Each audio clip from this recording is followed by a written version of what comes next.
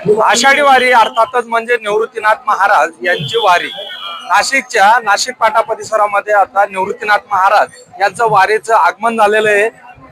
परिसरातले पंचक्रोशीतले नागरिक जे आहेत ते या ठिकाणी मोठ्या संख्येने नाथांच्या स्वागतासाठी या ठिकाणी हजर असल्याचं चित्र सध्या दिसून येत आहे। खरं तर विठुरायाचा गजर करत या ठिकाणी संपूर्ण पंचक्रोशीतले नागरिक जे ते माऊलींचं स्वागत जे ते या ठिकाणी करतायत।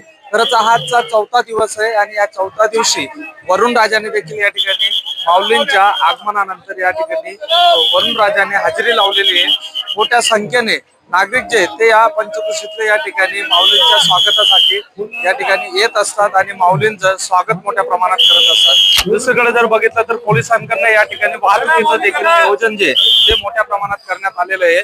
नाशिक शहराच्या बाहेर माऊलींची पालखी ज्यावेळेस येत असते त्यावेळेस वाहतूक कोंडी या ठिकाणी होत असते। मात्र पोलिसांकडनं या ठिकाणी नियोजन केल्यामुळे या ठिकाणी वारकरी असतील किंवा भाविक असतील यांना कुठलाही त्रास होऊ नये यासाठी पोलिसांकडनं देखील नियोजन करण्यात येतं। एकूणच काय आता आजचा माऊलींचा चौथा दिवस तो या ठिकाणी नाशिकच्या वेशीवरती म्हणजेच शिंदे पडसे या गावा ठिकाणी मुक्काम असणार आहे। कॅमेरामन तुषार टेपलेसह खुशाल पाटील, नाशिक।